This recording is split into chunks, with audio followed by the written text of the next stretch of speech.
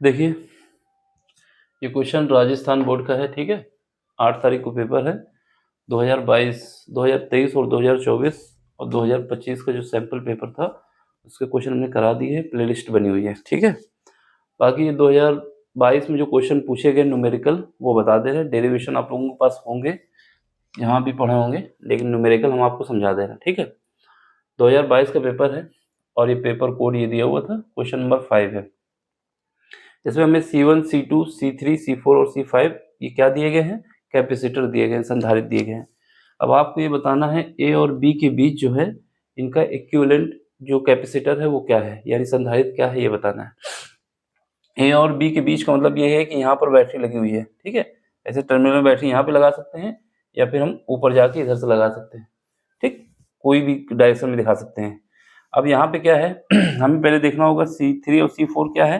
देखा जाए तो C3 और C4 एक दूसरे के पैरेलल हैं, ठीक है।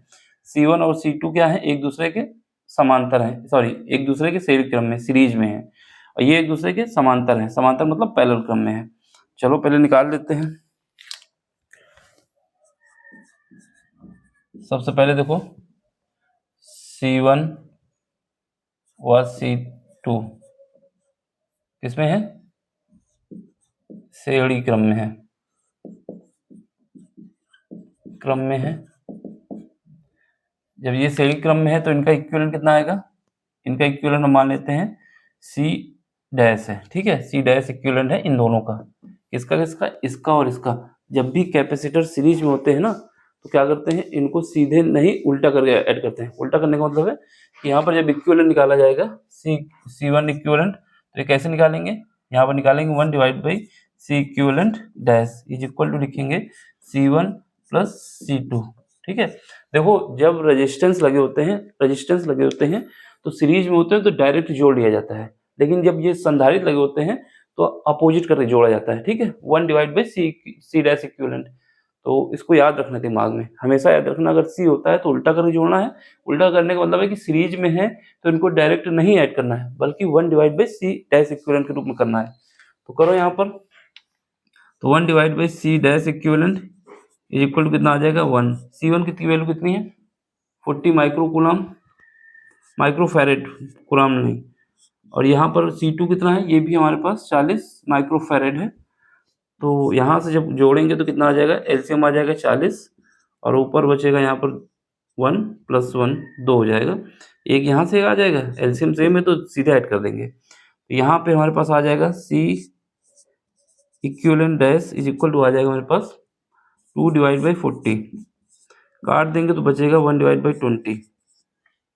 तो यहाँ से हमें पता चल गया C इक्विवेलेंट डैश जो आएगा वो कितना आ जाएगा, वो आ जाएगा 20 माइक्रोफैरेड, ठीक है।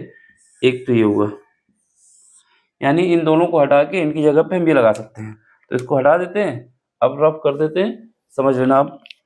दूसरा डायग्राम भी बना सकते हो। अब इन दोनों को हम हटा के इनकी जगह पे हम क्या लगा देंगे, इनकी जगह पे एक नया रजिस्टर कैपेसिटर लगा देंगे, और उस कैपेसिटर की जो वैल्यू होगी वो कितनी होगी, जो नया लगाएंगे वो हम रेट से बना देंगे जिससे आइडिया रहे कि नया लगा हुआ है। यहाँ पर क्या आ जाएगा, यहाँ पर C equivalent dash is equal to कितना आ जाएगा, ये आ जाएगा 20 माइक्रोफैरेड, ठीक है। अब चलो, अब यहाँ पे देखो, यहाँ पर C3 और C4 ये दोनों किस में है, C3 और C4 ये दोनों जो हैं ये समांतर क्रम में है, समांतर क्रम में है ना। तो चलो बताओ, यहाँ पर सेकंड क्वेश्चन में बताओगे C3 व C4 समांतर क्रम में है, समांतर क्रम में है। जब ये समांतर क्रम में होते हैं तो उनका इक्विवेलेंट क्या मान लेते हैं, इनका इक्विवेलेंट मान लेते हैं C डबल डैश, ठीक। जब भी इनका C डबल डैश मानोगे तो समांतर क्रम में जब होते हैं, जैसे रेजिस्टेंस समांतर क्रम में होता है तो उनको उल्टा करके ऐड करते हैं। अगर यही कैपेसिटर अगर समांतर क्रम में है संधारित्र तो इनको सीधा ऐड कर देते हैं, यानी ये प्लस ये, तो क्या आएगा, सीधा ऐड कर दोगे तो कितना आ जाएगा, यहाँ पर आ जाएगा C3 प्लस C4। अब यहाँ से निकाल लो, C equivalent double dash is equal to आ जाएगा कितना 20 + 20 बराबर आ जाएगा 40 माइक्रोफैरेड। तो यहाँ से हम बता सकते हैं C इक्विवेलेंट डबल डैश जो आ जाएगा मेरा कितना आ जाएगा 40 माइक्रोफैरेड, ठीक है, ये माइक्रोफैरेड है, ये माइक्रोफैरेड आ जाएगा। ठीक है, अब हम क्या कर सकते हैं, इन दोनों को हटा के उनकी जगह पे ये लगा सकते हैं। तो इसको हटा देते हैं, इसको हटाएंगे, रफ कर देंगे। डायग्राम बना के दिखाना तो दिखा देना, नहीं दिखाओगे तब भी चलेगा, घबराना नहीं कि गलत हो जा रहा है। चलो अब इसकी जगह पे हम क्या लगा सकते हैं, इसकी जगह पे एक नया कैपेसिटर लगा देंगे, संधारित्र लगा देंगे। इसका नाम हो जाएगा C इक्विवेलेंट डबल डैश, और ये हो जाएगा 40 माइक्रोफैरेड। कितना हो जाएगा, 40 माइक्रोफैरेड यूनिट नीचे लिख देना है। ठीक है, अब सुनो, अब क्या है यहाँ पर C डबल डैश इक्विवेलेंट और C5, ये क्या है, ये दोनों सीरीज में है। अब ये मत सोचना कि ये इसके साथ सीरीज में हो जाएगा, इसके साथ ये सीरीज में नहीं होगा, बल्कि ये दोनों सीरीज में होंगे। क्यों होंगे, क्योंकि जो धारा है, जो करंट है, इसमें अगर यहाँ पर बैटरी हम लगा देते हैं ना, इनके बीच बैटरी लगा देते हैं इसे, तो करंट इन दोनों में सेम फ्लो हो रही है, इसमें अलग करंट जा रही है। ठीक है, तो जो सीरीज में होते हैं ना, तो वहां पर करंट सेम जाती है, याद रखना। जो सीरीज में होते हैं वहां पर करंट सेम जाती है, और जो पैरेलल होते हैं वहां पर वोल्टेज सेम जाता है। तो यहाँ पर ये दोनों क्या हो जाएंगे, यहाँ बता देंगे, देखो यहाँ क्या बताएंगे, C इक्विवेलेंट डबल डैश हुआ और C इक्विवेलेंट डबल डैश और C5 किसमें है, C5 समान श्रेणी क्रम में है, श्रेणी क्रम मतलब सीरीज में है, श्रेणी क्रम में है। अब इनका इक्विवेलेंट क्या मान लेते हैं, इनका इक्विवेलेंट मान लेते हैं इक्विवेलेंट डबल ट्रिपल डैश मान लेते हैं। ठीक है, एक नया बना लेते हैं। अब जब सीरीज में होते हैं तो इनके लिए क्या करते हैं, अभी बताया था हमने, सीरीज में होते हैं तो 1 डिवाइड बाई से करते हैं। ठीक है, तो यहाँ पे देखो, जब ये सीरीज में है तो इनकी जगह क्या करोगे, 1 divide by C equivalent triple dash, ठीक है, is equal to 1 divide by, ये कितना आ जाएगा, C इक्विवेलेंट डैश, यानी ये कितना आया, 40 आया है, और यहाँ पर ये कितना आया है, ये भी हमारे पास 40 आया है। तो यहाँ से एलसीएम ले लो, कितना आ जाएगा, एलसीएम ले लेंगे 40 आ जाएगा, और 1 + 1 आ जाएगा। तो यहाँ पर जब इसको सॉल्व करेंगे तो ये आ जाएगा 2 डिवाइड बाई 40, काट देंगे तो आ जाएगा 1 डिवाइड बाई 20। तो यहाँ से C इक्विवेलेंट ट्रिपल डैश जो आ गया वो निकल के आ गया 20 माइक्रोफैरेड, ये हमारे पास ये आ गया। ठीक है, अब चलो, अब हम क्या कर सकते हैं, इन दोनों को हटा के, इन सब को हटा के, इसको हटा के इसकी जगह पे ये लगा सकते हैं। तो इसको रफ कर लेते हैं। ठीक, ये डायग्राम आप बना लेना अपने हिसाब से, चाहे अलग अलग, चाहे इसी को रफ करके बना लेना। वहाँ पर रफ तो होगा नहीं, पेंसिल तो होगी नहीं, अगर पेंसिल होगी तब भी चलेगा, लेकिन अलग अलग बनाना, अगर बनाना नहीं बनाओगे तब भी चलेगा। अब यहाँ पे हम सीरीज में लगा देते हैं, कौन सा, ठीक, सीधे ऐसे लगा देते हैं। ये कितना आ जाएगा, ये हमारे पास आ जाएगा C इक्विवेलेंट ट्रिपल डैश, वो आ जाएगा हमारे पास 20 माइक्रोफैरेड। अब देखो, अब यहाँ पर ये बैटरी लगी हुई है, जब यहाँ पर बैटरी लगी है तो ये दोनों कैसे हो गए, अगर इसको प्रॉपर वे में बनाना चाहे तो ये डायग्राम हमारा ऐसे भी बन सकता है। कैसे बन सकता है, एक कैपेसिटर ये लगा हुआ है, फिर उसके बाद एक कैपेसिटर ये लगा हुआ है, ठीक है, फिर उसके बाद इनके बीच में ये बैटरी लगी है, तो इसको हम ऐसे भी बना सकते हैं।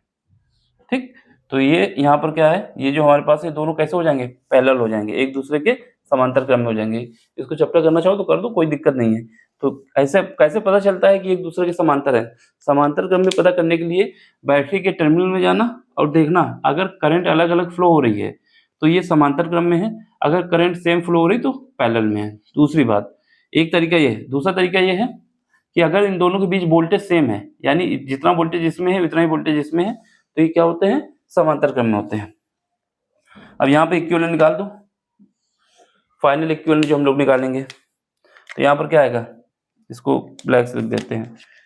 तो A और B के बीच इक्विवेलेंट क्या आएगा, ये दोनों कैसे हैं, समांतर क्रम में है, समांतर क्रम में है। लिखेंगे, क्या लिखोगे, C इक्विवेलेंट डैश व C इक्विवेलेंट ट्रिपल डैश, ये ट्रिपल डैश था, किसमें है, समांतर क्रम में है, समांतर क्रम में है। जब ये समांतर क्रम में है तो इनका इक्विवेलेंट जो निकालना है वो क्या आएगा, C इक्विवेलेंट लिख देंगे, क्या आ जाएगा, C equivalent dash plus C equivalent triple dash, तो ये हमारे पास कितना आ जाएगा, इसमें तो समांतर क्रम में सीधा ऐड करते हैं ना, 20 कितना आ जाएगा 20 + 20, यहाँ से हमारे पास C इक्विवेलेंट आ जाएगा 40 माइक्रोफैरेड। तो ये हमारा फाइनल आंसर होगा माइक्रोफैरेड। देखो करने को तो ये एक ही 2 लाइन में हो जाता क्वेश्चन, लेकिन सब्जेक्टिव क्वेश्चन ऐसे करके दिखाओगे तभी नंबर मिलेंगे ना, हवा में उड़ने से नहीं मिलेगा। तो इसको आपको प्रॉपर करके दिखाना होगा।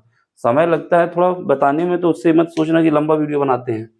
लंबा इस वजह से हो जाता है, देखो जिनको समझ में आ रहा है तो वो स्पीड डबल करके देख सकते हैं, 10 मिनट की वीडियो को 5 मिनट बना लेंगे, ठीक है। लेकिन जिनको नहीं समझ में आ रहा वो अगर धीमे-धीमे देखेंगे तो एक-एक स्टेप उनको समझ में आएगा। इस वजह से थोड़ा वीडियो लंबा हो जाता है। और समझे और बात को? बाकी आपको समझ में आ रहा है तो लाइक करें, शेयर करें, सब्सक्राइब करें, ठीक है? और अपना सपोर्ट दें। कोई क्वेश्चन आपको दिक्कत करता है, ठीक? तो टेलीग्राम में आइए, वो न्यूमेरिकल भेजिए, जितनी जल्दी होगा उसको हम करके दे देंगे, ठीक? चलो स्क्रीनशॉट ले लो, मिलते हैं अगले लेक्चर में। समझ में आया हो तो लाइक, शेयर, सब्सक्राइब जरूर करना। Thank you for watching, bye, take care.